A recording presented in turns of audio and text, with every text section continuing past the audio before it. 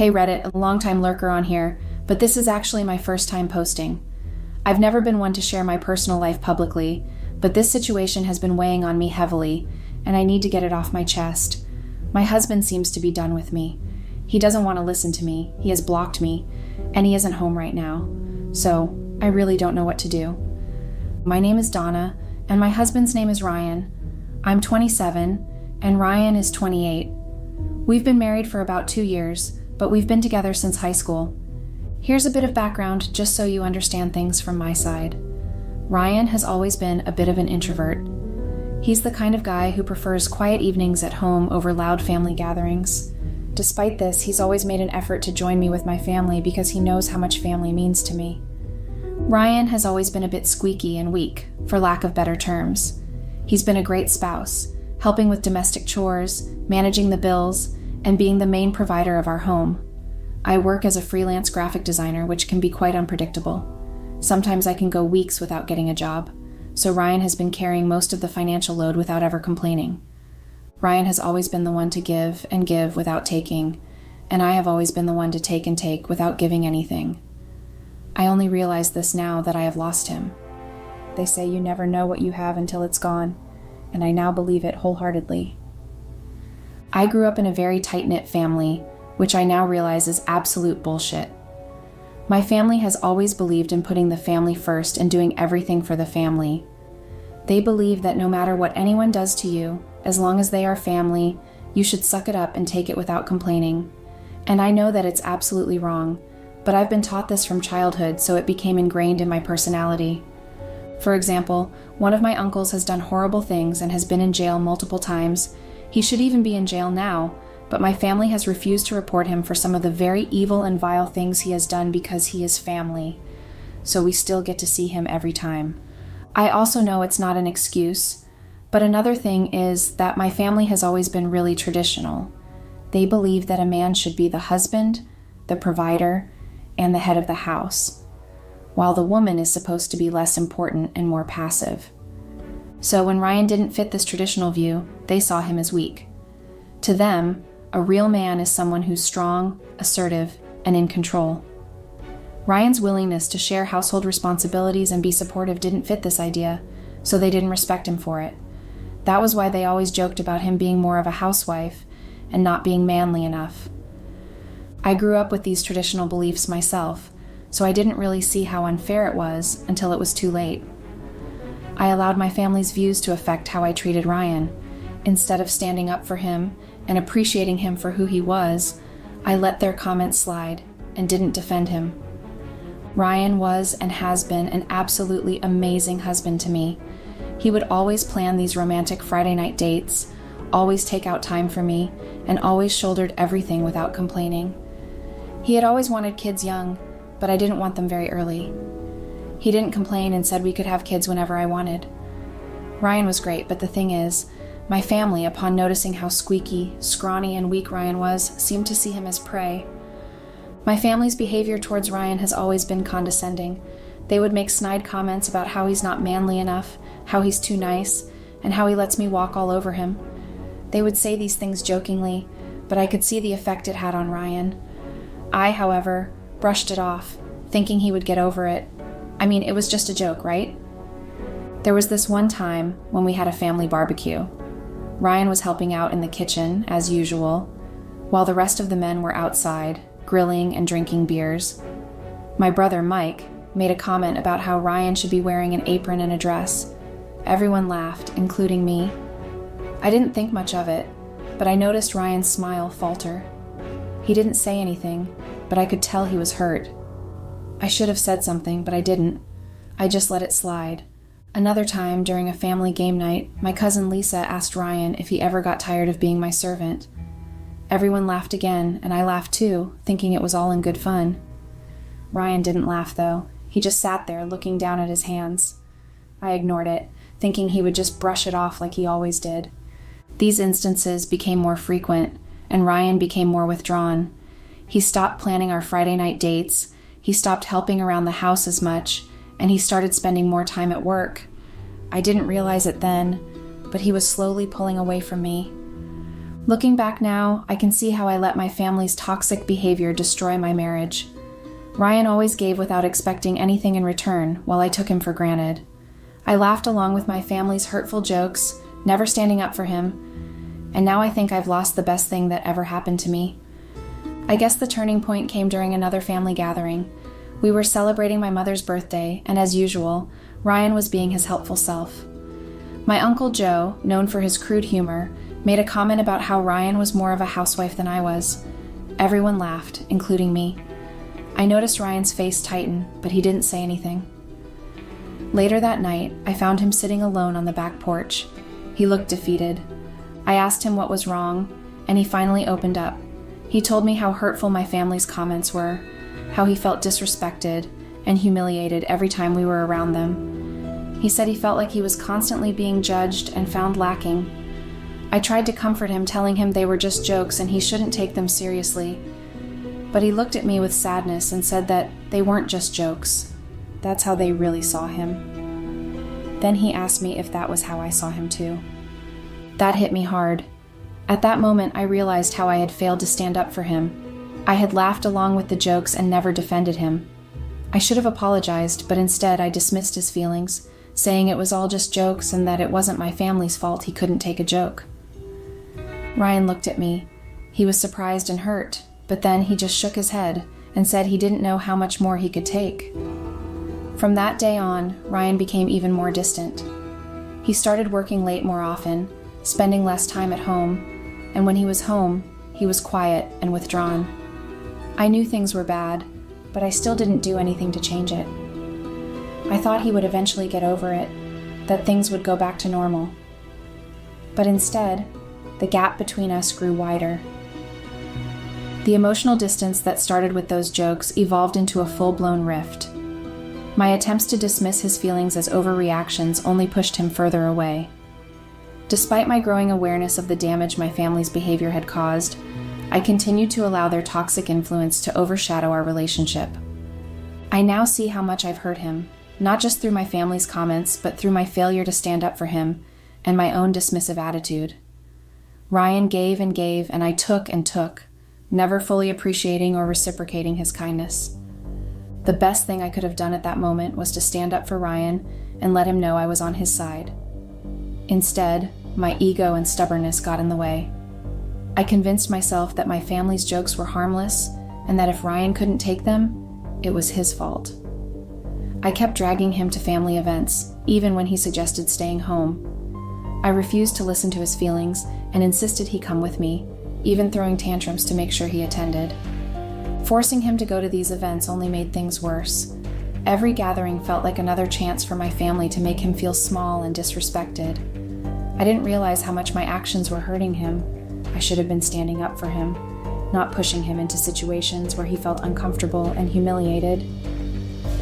Ryan needed my support in more than just words. I should have backed him up and faced the reality of my family's behavior. My failure to do that drove a bigger wedge between us. I lost someone who gave so much and asked for so little, all because I couldn't see past my own pride and the desire to keep up appearances. I also foolishly believed that Ryan loved me too much to leave. I thought that everything would eventually go back to normal and that we'd get over our problems. I convinced myself that our bond was unbreakable, and no matter what, he would always stay with me. But I was wrong. As Ryan grew more distant from me, he grew closer to someone else, our new neighbor, ironically. She had just moved into the neighborhood, and we were among her first friends. At first, I thought it was just natural for Ryan to bond with her since they had a lot in common and shared interests. I didn't suspect anything because I thought Ryan loved me too much to ever consider leaving. I figured their growing friendship was harmless. But as Ryan withdrew from me, he spent more and more time at her place. I told myself it was just friendly visits and that nothing more was happening. However, looking back, I should have noticed the signs. The way she treated Ryan and how quickly their friendship grew made it clear that something was off. Ryan must have confided in her about how he felt, and she might have been the one to encourage him to leave me. The final straw came at my cousin's baby shower. It was a fun event, and everyone enjoyed themselves. Afterward, we decided to continue hanging out as nobody was eager to leave. My cousin's friends had left, leaving just us and our family. We were having drinks and chatting, and Ryan was helping clean up the mess from the shower. My brother, as usual, made a snide comment, telling Ryan he should learn how to be a man from him. Everyone laughed, and I saw Ryan look at me, expecting me to say something, but I was at a loss for words and stayed silent. Ryan's frustration boiled over. He stood up, walked straight to me, and announced right in front of everyone that he was done. He said he couldn't tolerate our disrespect and the way we treated him. He told me that he loved me, which was why he had tried so hard to fit in, but he couldn't stay in a place where he felt like the only sane person among a madhouse. He said he was tired of being disrespected, tired of being treated like a joke, and tired of being taken for granted. He said he couldn't do it anymore. He said he was leaving. My family was stunned. Ryan had never stood up to us before, so they were stunned. I tried to calm him down, but he was resolute. He said he was leaving, that he'd be packing his things from our shared apartment, and that I shouldn't contact him until he sent me divorce papers. I was in shock. I tried to laugh it off, thinking he was joking, but he wasn't smiling. He said he was serious. He said he was done with me, done with my family, and done with being treated like a doormat. With that, he walked out and drove off. I was left in shock. I was in shock for a few minutes after Ryan left. I honestly didn't see it coming. My family, once they got over their surprise, were just silent. They didn't know what to say to me and eventually started getting up to leave. I ordered an Uber to take me back home. When I got to the apartment, I found it was almost empty. Ryan had already cleared out everything that belonged to him, which meant about 80% of what was in the apartment. I tried calling him, but he wouldn't pick up. I checked our joint account and saw that he had withdrawn all the money, leaving only a small amount for me. It was clear he took almost everything, but I couldn't blame him. Most of the money in that account was his anyway. Even though I hated how it turned out, I knew he was just taking what was rightfully his. It's been a week now, and there's still no word from Ryan. I've been holed up in the apartment, barely doing anything or even leaving the house. I'm so lost and confused. He won't respond to my messages or calls, and I don't know what to do next. I'm just so exhausted and overwhelmed by everything. Update. Hey Reddit. Wow, the backlash has been intense. I kind of expected it, though. I'm not completely new to Reddit, and I know how harsh it can be to someone who's in the wrong. I've received a lot of comments calling me an asshole and insisting that my marriage is beyond repair, advising me to just sign the divorce papers. I've also gotten some pretty nasty DMs, which I don't even have words for right now. I'm just so numb and overwhelmed that I don't know how to respond to these messages or comments. I'm disappointed because I asked for advice, but most of what I got was people telling me to lawyer up and end my marriage. I don't really have much of an update, and I hope I'm even doing this right. This isn't my first time on Reddit, but it's my first time posting, so I'm still figuring out how this all works. I found out where my husband went. He's been staying at our neighbor's place. I can't believe it took me almost 2 weeks to find this out, but I've been so isolated in the apartment, barely leaving. When I confronted my neighbor, she refused to let me see him, and my neighbor threatened to call the police if I didn't leave. I'm furious, and I sent a lot of angry messages to Ryan that I now regret. I'm still in shock and just trying to process everything. My family hasn't reached out much, which is both surprising and not.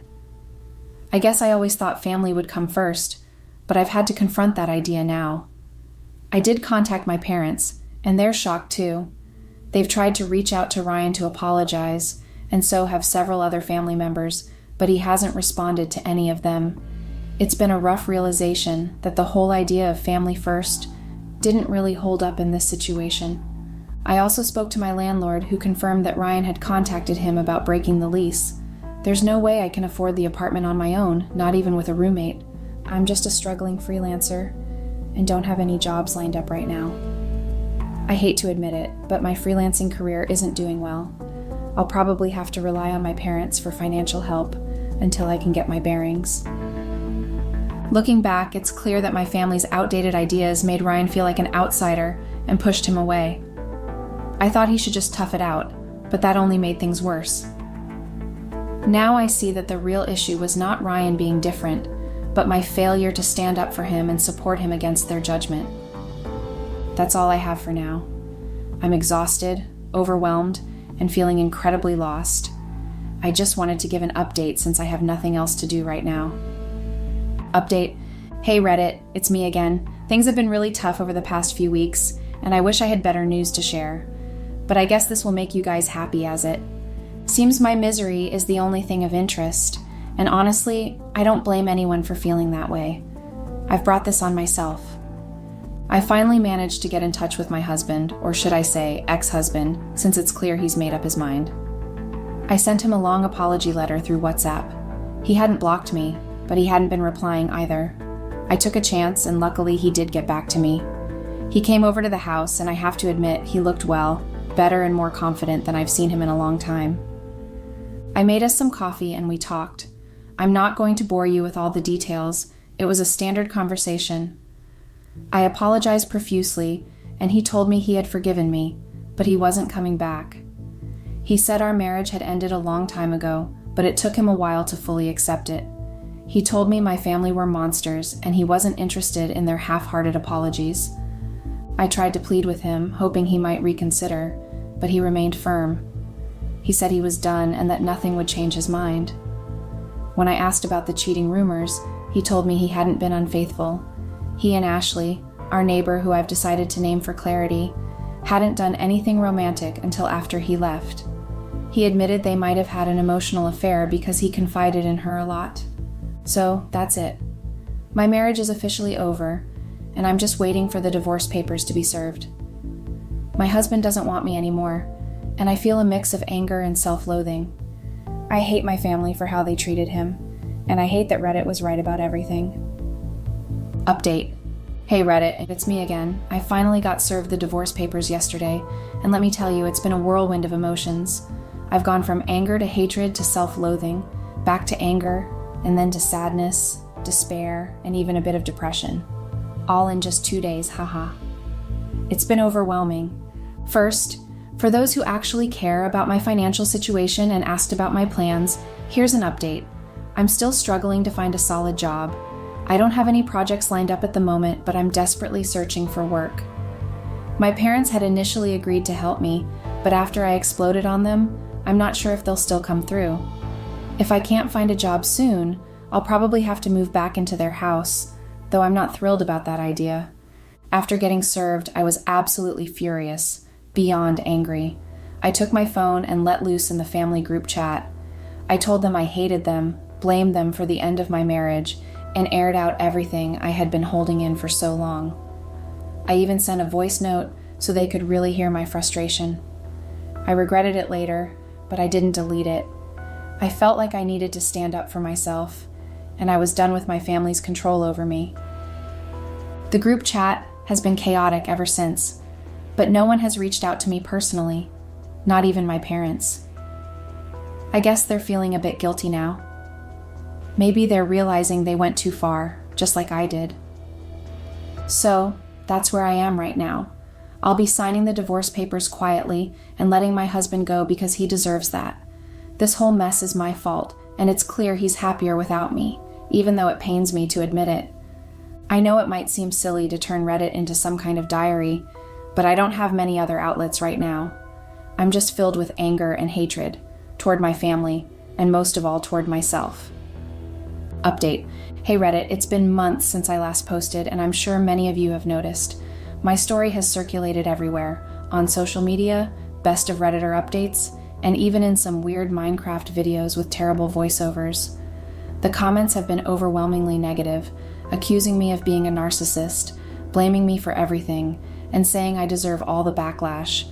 It's been a lot to process. I decided to take a break from social media, which has surprisingly been beneficial. It helped me regain some clarity and peace of mind, but I felt like I owed it to you all to provide one last update. Plus, everyone I know seems to have stumbled upon my posts. My parents reached out to me about it, and I had to admit it was me because at that point, it was no longer a secret. My cousins even shared my Reddit post in a family group chat, and it blew up again. Some family members were critical, saying I shouldn't have aired our personal issues online, but I told them it was my choice and my matter to handle. My ex-husband also found the post.